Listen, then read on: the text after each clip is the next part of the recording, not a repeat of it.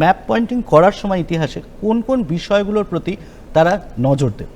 বেশ, আমাদের map mainly আসে হচ্ছে বিভিন্ন কৃষক এবং উপজাতি আন্দোলন নিয়ে, 1857 সিপাহী বিদ্রোহ নিয়ে এবং প্রাক স্বাধীনতা পর্বের কিছু কেন্দ্রগুলোকে নিয়ে আমাদের আসে।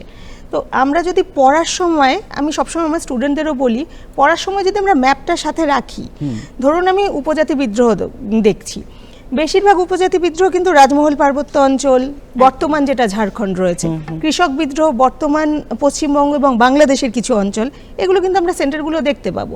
এতে কি হচ্ছে, আগে আমরা উত্তরেও এইটা লিখতে পারবো, সেই সাথে ম্যাপটাও আমাদের দেখা হয়ে যাচ্ছে।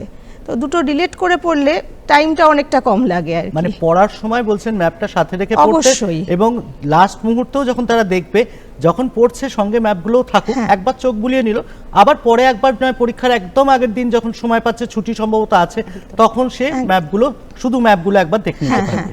আচ্ছা, এই ক্ষেত্রে যেটা বলবো, এই উত্তর লেখার যে প্যাটার্নটা, সেখানে ভাষাগত খুব জটিলতার দরকার আছে, না খুব সহজ সরল ভাষায় লিখলেই হবে? একদম সহজ সরলটাই মানে ভালো। আচ্ছা, সেখানে ব্যাখ্যা করার পদ্ধতিগত দিকটা যদি একটু বলেন, মানে ধরুন কোনো একটা প্রশ্ন, এই যে বললেন যে বিদ্রোহের কারণ যদি বলি, সেটা ব্যাখ্যা করবে কিভাবে? মানে প্রথমে বিদ্রোহটা কত হয়েছিল, আমি যে প্যাটার্নটা বলতে চাইছি বুঝতে পারছি। ব্যাপারটা হচ্ছে এরকমই, যেহেতু ইতিহাস, তো শুরুটা একটু সাল দিয়ে কোনো ঘটনার হলে ভালো হয়, তারপর সেখানের কিছু বৈশিষ্ট্য, তাতে কারা অংশগ্রহণ করেছিলেন, তার একটি ফলাফল, এটা একদম কম্প্যাক্ট জায়গা, এটা থাকলে কিন্তু জিনিসটা ব্যাখ্যার জায়গাটা সাবলীল হয়। আমাদের 6th আর 7th চ্যাপ্টারে কিছু কমন ন্যাশনাল মুভমেন্টের সাথে কিভাবে বিভিন্ন শ্রেণীর মানুষেরা কিভাবে সেটাতে আন্দোলনে যোগদান করেছিলেন। ধরুন দেখা যাচ্ছে যে আইন অমান্য আন্দোলনে ছাত্ররা কিভাবে যোগদান করেছিলেন।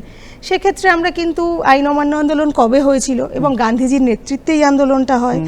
আচ্ছা, ডান্ডি মার্চ নিয়ে আমরা একটুখানি বলতে পারি।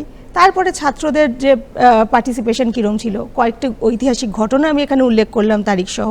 এরমভাবে লিখলে উত্তরটা একটা কম্প্যাক্ট উত্তর তৈরি হয়।